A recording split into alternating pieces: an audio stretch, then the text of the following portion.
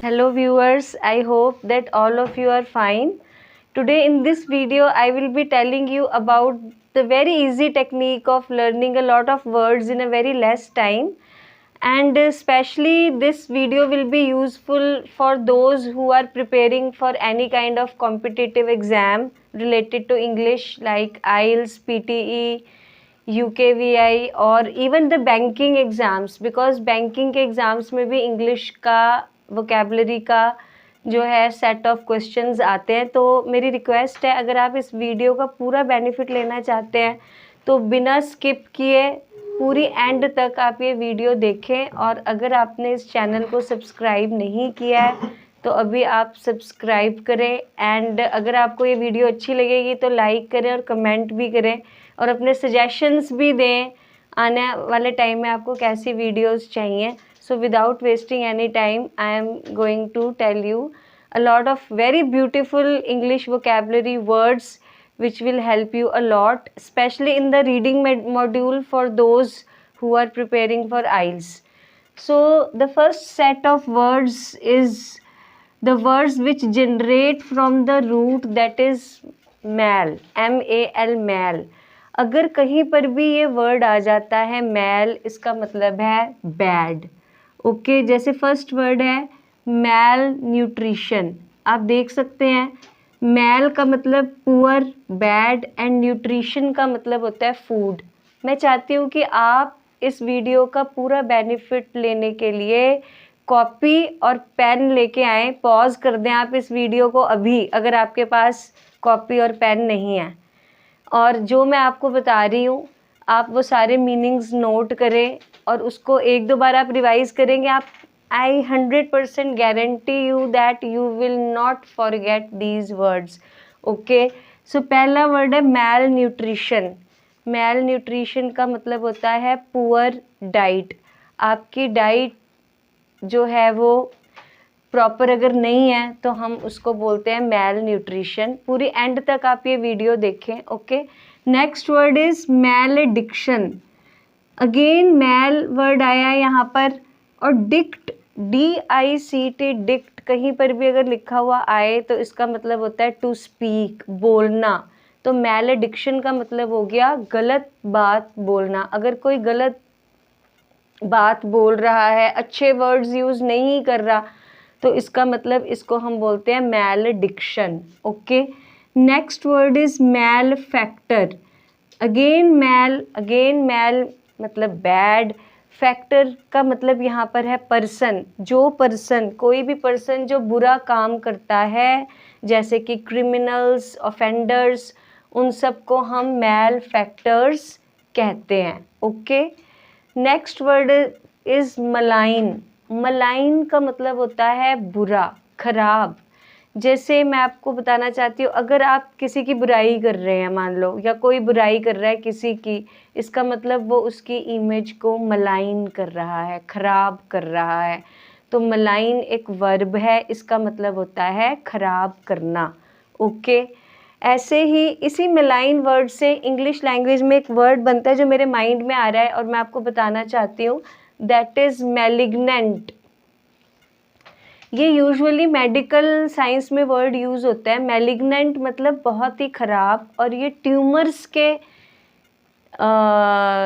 Aspect की अगर हम बात करें वहाँ पर ये यूज़ होता है विद रिस्पेक्ट टू ट्यूमर्स। अगर कोई बॉडी में कोई गिल्टी है, गांठ है या ट्यूमर है जो कि ख़राब है, बाद में जो कैंसरस भी हो सकता है, उसको हम मैलिग्नेंट कहते हैं। Malignant growth. ओके, क्योंकि वो ख़राब है। कुछ जो ट्यूमर्स होते हैं वो ख़राब नहीं होते, उसका मैं अलग से वर्ड आपको बताऊंगी। यहाँ पे मैंने लिखा हुआ है बिनाइन, उनको हम बिनाइन कहते हैं। पर जो ख़राब वाले हैं उसको हम मैलिग्नेंट बोलते हैं। और मेलाइन का मतलब होता है ख़राब करना। अगर आप किसी की बुराई कर रहे हो, आप उसकी इमेज को, you are maligning the image of that person. The next word is malfunction. Again mal has come here. Mal means bad. Function का मतलब जो है वो होता है काम करना। मैं चाहती हूँ आप, जो मैं आपको वर्ड्स बता रही हूँ, आप इसकी प्रोनंसिएशन भी हिंदी या पंजाबी में ज़रूर लिखें, क्योंकि बेटे जब तक आप किसी वर्ड को सही बोलना नहीं आएगा आपको याद नहीं होगा वो वर्ड, इसलिए उसको बोलना बहुत ज़रूरी है। और आप अपने कंफर्ट के हिसाब से हिंदी, पंजाबी या जो भी आपकी नेटिव लैंग्वेज है आप उसमें इनके मीनिंग्स लिखते जाओ और इनकी प्रोनाउंसिएशन भी, ठीक है। मैल फंक्शन, मैल फंक्शन का मतलब होता है जब कोई चीज़ प्रॉपरली काम नहीं कर रही, जैसे आपकी car, if it's not working properly what will you say, my car is malfunctioning, या it has become malfunctioned, my computer has become malfunctioned, ठीक है। मैल फंक्शनिंग हो गई है मतलब इसमें कुछ टेक्निकल एरर हो गई है, कुछ गड़बड़ हो गया है, या अगर किसी का ब्रेन नहीं ठीक काम कर रहा तो हम वो बोलेंगे मैल फंक्शनड ब्रेन, मैल फंक्शनड लिवर। जो भी चीज़ प्रॉपर काम नहीं करती उसके लिए हम वर्ड यूज़ करते हैं malfunction. Next word is malnourished. Nourish का मतलब होता है पालन पोषण करना। मैल नॉरिश्ड कौन होते हैं? बच्चे जिनका पालन पोषण ठीक तरीके से नहीं हो पाता, स्पेशली जो पुअर फैमिलीज़ के बच्चे हैं, वो यूजुअली आपने देखा होगा they are so thin and they are so weak because they are malnourished, उनकी प्रॉपर से नॉरिशमेंट नहीं हुई होती। नॉरिश का मतलब होता है पालन पोषण। Next is मेलेवलेंट। मेलेवलेंट का मतलब होता है, ये हम यूज़ करते हैं फीलिंग्स के लिए या एटीट्यूड के लिए। अगर आपका किसी के प्रति बहुत ही अच्छी भावनाएं हैं आपके मन में, इसका मतलब आई एम सॉरी बहुत ही बुरी भावनाएं हैं, तो आपके मेलेवलेंट एटीट्यूड है उस पर्सन के अगेंस्ट। मेलेवलेंट मतलब खराब, अगर खराब भावनाएं हैं तो हम उसको बोलेंगे मेलेवलेंट फीलिंग्स या मेलेवलेंट एटीट्यूड। अगर आप चाहते हो ये वर्ड्स आपको अच्छे तरीके से याद हो तो ये किस कॉन्टेक्स्ट में यूज़ होते हैं ये वर्ड्स, मैं चाहती हूँ आप वो भी लिखो, क्योंकि उससे आप कभी भूलोगे नहीं। जैसे मैंने मैल न्यूट्रिशन, खराब न्यूट्रिशन, देखो अच्छा खाना ना मिलना, you can relate this word with malnourished. The children who are malnutritioned they are malnourished, okay. Similarly malediction मतलब गलत खराब बोलना, मैंने आपको अभी बताया। नेक्स्ट है मैल एडजस्टेड। मैल एडजस्ट आप सबको पता है, हम सबको पता है एडजस्ट का मतलब होता है एडजस्ट करना कहीं जाके, है ना। अगर हम नहीं एडजस्ट कर पा रहे तो उसको हम बोलते हैं मैल एडजस्टमेंट। पुअरली एडजस्टेड, मैल एडजस्टेड मीन्स पुअरली एडजस्टेड।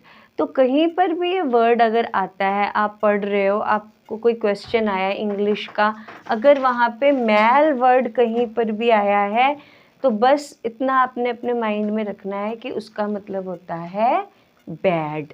तो एक बार और रिवाइज कर लेते हैं ये सारे वर्ड्स। फर्स्ट है malnutrition, malediction, malefactor, malignant और मलाइन, इसके साथ जो वर्ड था malign, malfunction, malnourished, malevolent, maladjusted. So this is one group of similar words. The next group is of bene. Bene means good. The first word is benediction.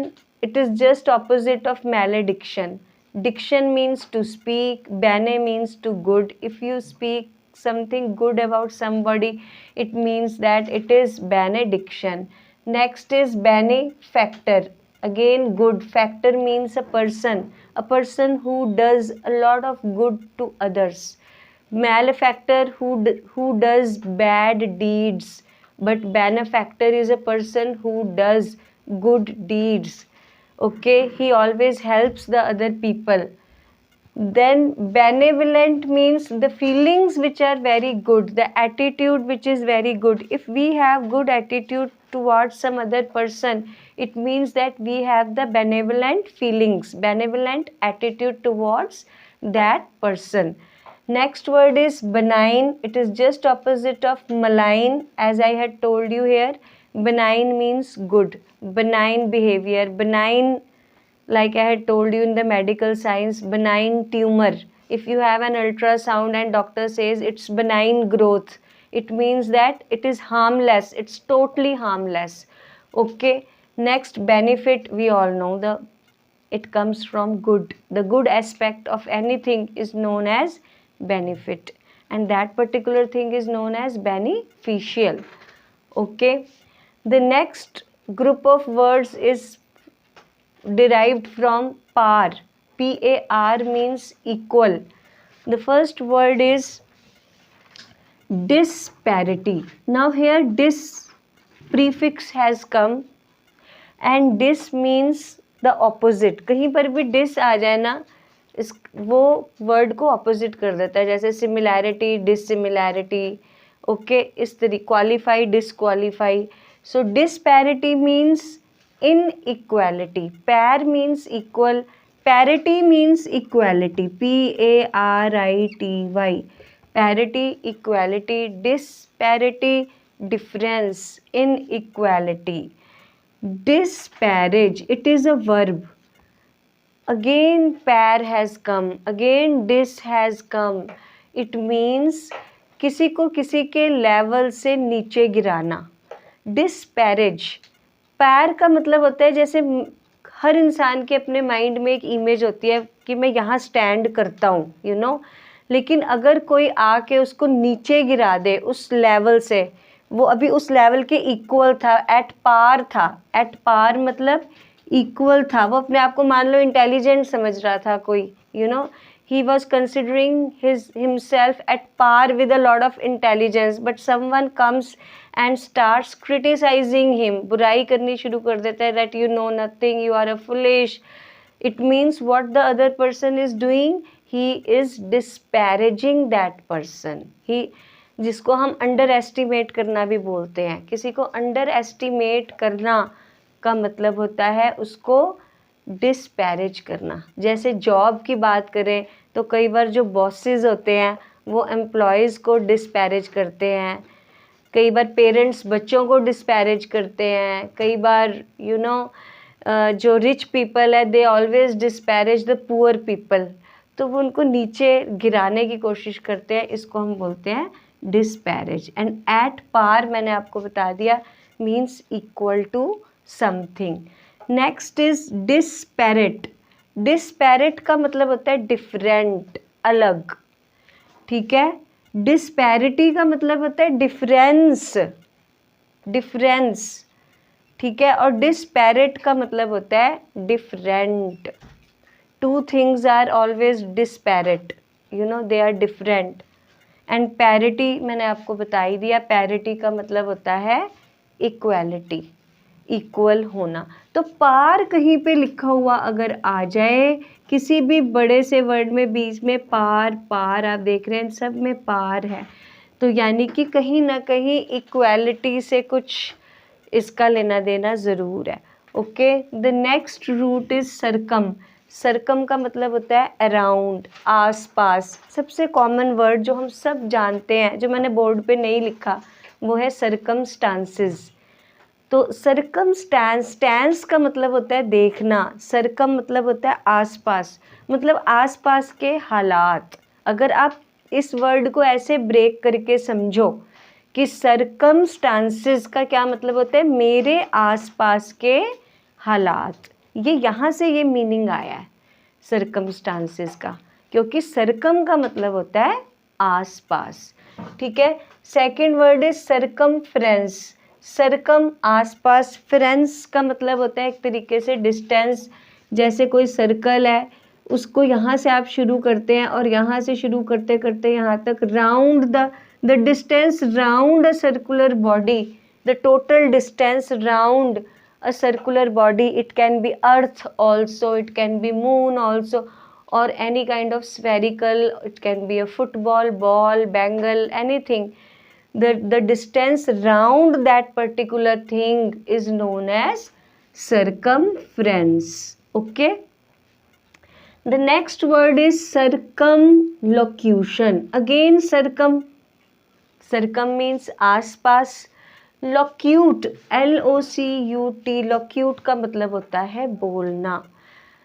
Circumlocution का मतलब होता है घुमा फिरा के आसपास की बातें बोलना और मेन पॉइंट पे ना आना। जैसे कई लोगों की आदत होती है वो स्ट्रेट नहीं बोलेंगे, वो घुमा फिरा के बोलेंगे कोई भी बात।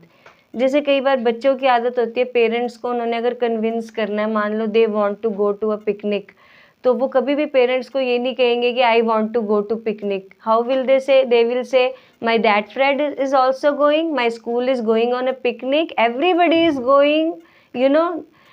बहुत सारे नेम्स बोलेंगे, ये भी जा रहा है, ये भी जा रहा है, ये भी जा रहा है। तो जो पेरेंट्स है ना, वो इंस्टेंटली बोलेंगे अच्छा सब जा रहे हैं तो तुम्हें भी जाना चाहिए।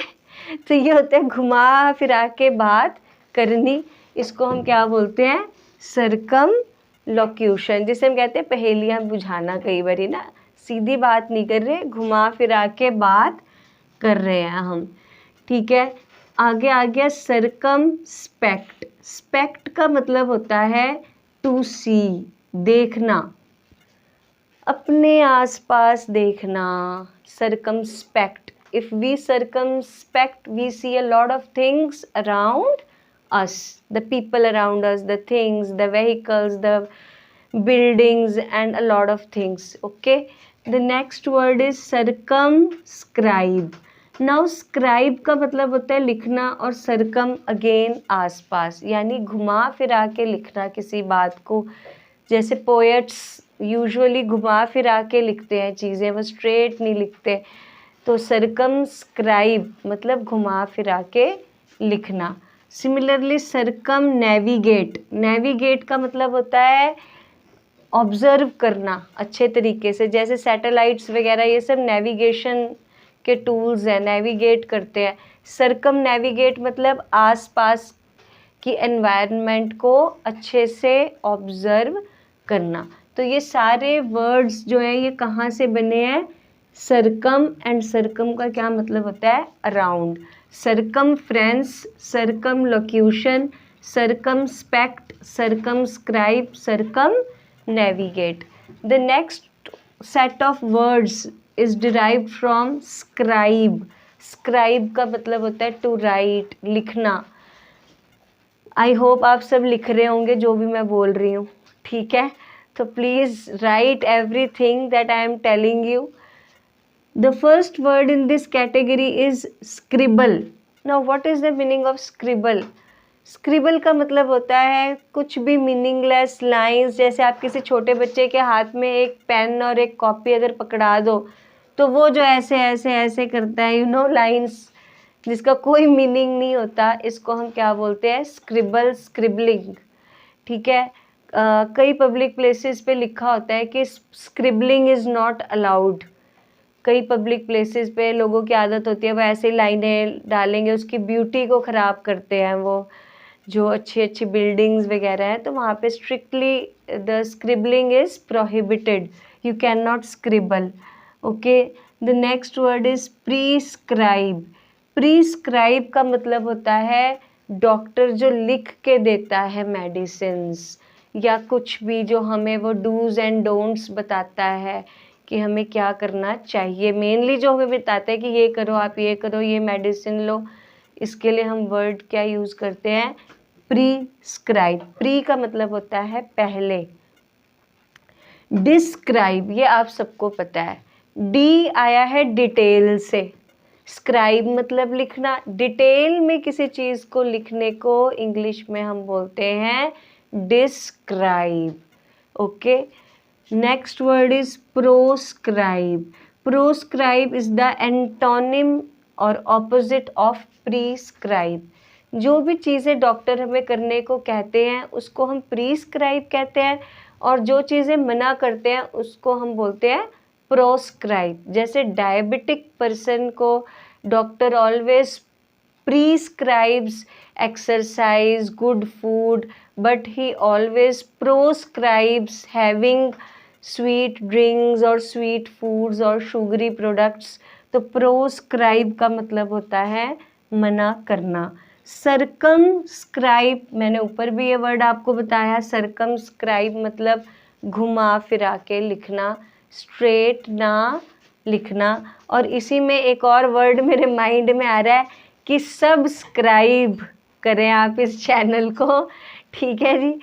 तो सब्सक्राइब का मतलब वैसे मैं आपको बता दूं कि पहले जैसे मैगजीन्स वगैरह आती थी, आजकल तो इंटरनेट का ज़माना है, तब लोग सब्सक्रिप्शन लेते होते थे लिख के कि I want this particular magazine every month, तो उसको बोलते थे सब्सक्राइब करना। पर आजकल you just have to you know the click the और touch the that button, that icon to have subscriber to subscribe a channel. Okay, the next word is script.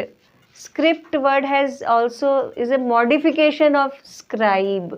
Script मतलब जो कुछ भी लिखा हुआ है, लिखा गया, स्क्राइब स्क्रिप्ट में बदल गया, ठीक है।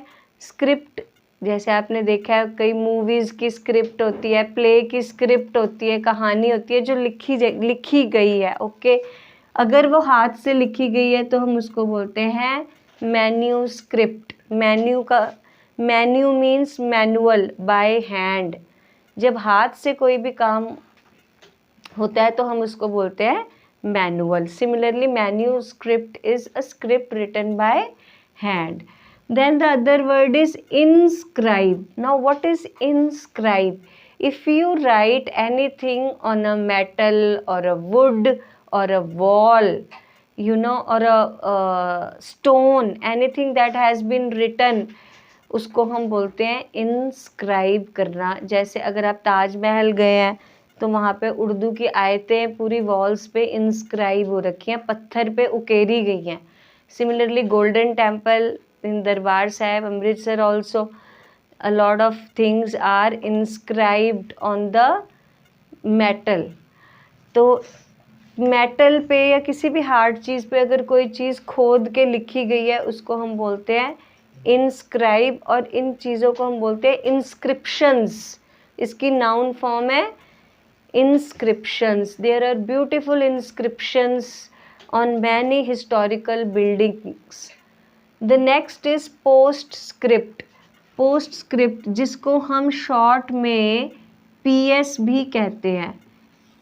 ये अगर आपको नहीं पता मैं आपको बता दूं. जैसे if you are writing any letter or a mail, and you forgot to write something, then you can add that information by writing PS at the bottom, and then you can write that particular content which you forgot. You can use it in your real life also. If you are writing a mail and you forget to mention something at the end, okay, but now today in this digital era we just make, we add the text in between, make a space. But earlier पहले ये होता था कि अगर आप कुछ भूल गए हैं, आप लेटर लिख रहे हैं या कुछ इस तरीके से, तो आप PS पोस्ट स्क्रिप्ट का ये PS लिख के आप वो इन्फॉर्मेशन ऐड कर देते थे.